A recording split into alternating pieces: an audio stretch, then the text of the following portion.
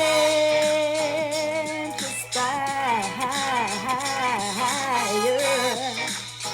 there, Adventurespirers. Welcome back to my channel. So if you are looking for content that speaks about solo travel, minimal travel, Black women traveling, this is the right place. I hope to provide you with unique perspectives on all things travel, but not just travel, adventure, right? I mean, definitely can find adventure in travel, but let's try and bring that adventure to our everyday lives. So what I wanted to talk about today, I was thinking about this, and I was just thinking about what are the things that I do to provide me with sort of sentimental moments that I can recall when I'm in the country or when I get home. So stay tuned if you are interested in this content.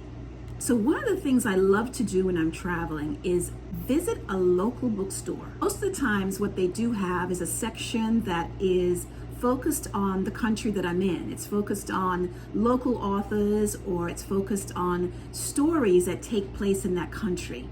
And I love to purchase something. Sometimes I just ask, the person in the store who's a celebrated writer, or sometimes I ask, who is a writer that perhaps is great but is not as well known. Read the back, read the front, might read a passage from the book and figure out what resonates for me.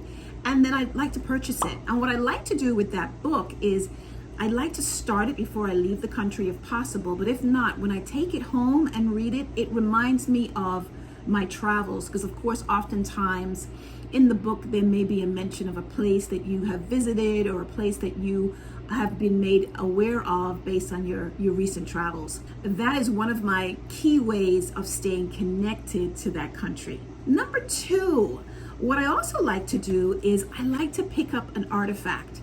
It could be a shell, it could be a rock, it could be, most of the times for me, it's been rocks in the past, and I've collected a nice, I would say, assortment of rocks from different places that I put into containers here at home. I'm not doing it as frequently as I used to do it, but it's a wonderful souvenir that's free and that will instantly remind you of that place. I mean, rocks can be very unique. And now my collection, sometimes I don't even know where I pick the stuff up from. But I digress.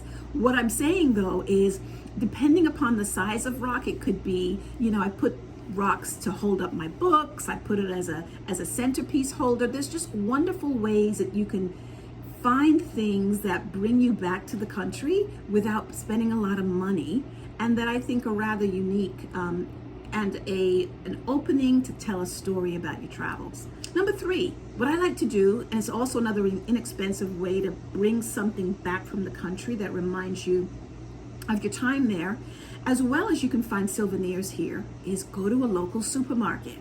I love going to local supermarkets. I love teas, so I can go to a local supermarket and see if they have different flavors of teas that I may not pick up in the US. They may have a sweet or a candy, I like candy as well, that I might not get someplace else. Or I have nephews and nieces, so there's an opportunity for me to gift them something that would speak to the country that perhaps they wouldn't taste otherwise. I also like potato chips. So sometimes you go in there and there's just different flavors that you would not be able to find if you were home. If any of these things resonate with you, those are just a few samples. You can also, depending upon the country, coffee's a great gift. You can really find a number of things. I've also found lotions, different scents of lotions can be found, body wash, the list goes on and on. So make the supermarket your place for souvenir shopping if you haven't already. The next thing that I want to talk about is buying a gift that you can use every day.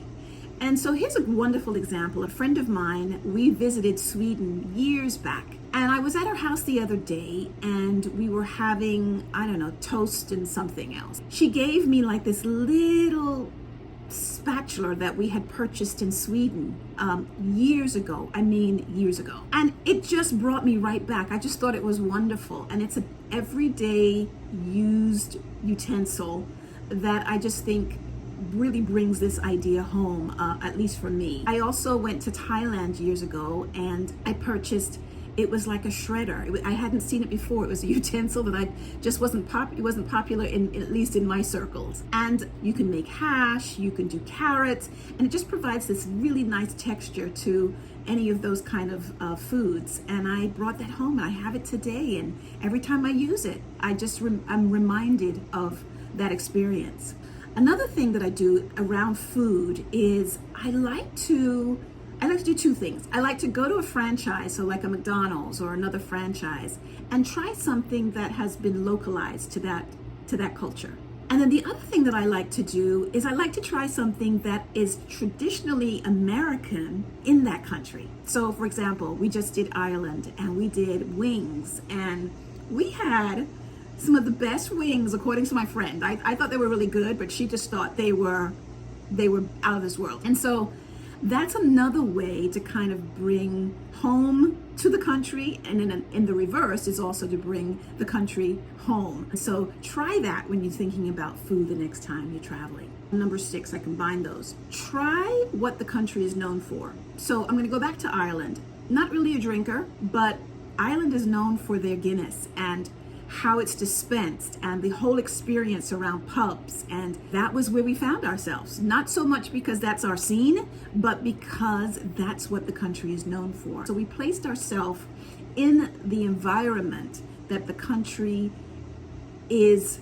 In this case, I would say that this pub culture is an extremely intricate part of your visit to Ireland. So figure out what that thing is and place yourself in it and just experience it. It may not be for you, but at least you want to be able to have come away with an experience that is a contributor to the country that you are actually visiting. Are you really trying to get the full experience of the country, or why go, right?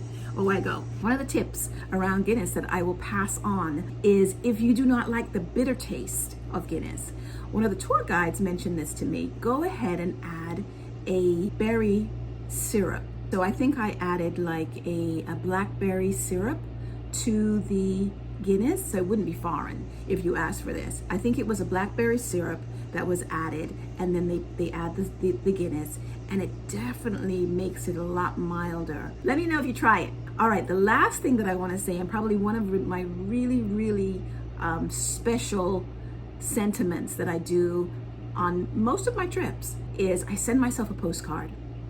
I pick a postcard, usually one that I think represents my travels. It could be the pictures represent the travel. It could be a feeling that the postcard represents for me and being in that country. And I write myself just a reminder of how wonderful my experience has been. I also inspire myself to continue to do this thing. And the postcard is also an indication of let me see how good your post office is. And it arrives back in the United States, and it's just a wonderful extension of the trip that I've taken. So I hope that you find something in 7 ways to really bring sentiment and memories either home, or to have home be brought to the country that you're in. And let me know in the chat if you use any of them, or if you have any of your own that you want to share with the others in the community.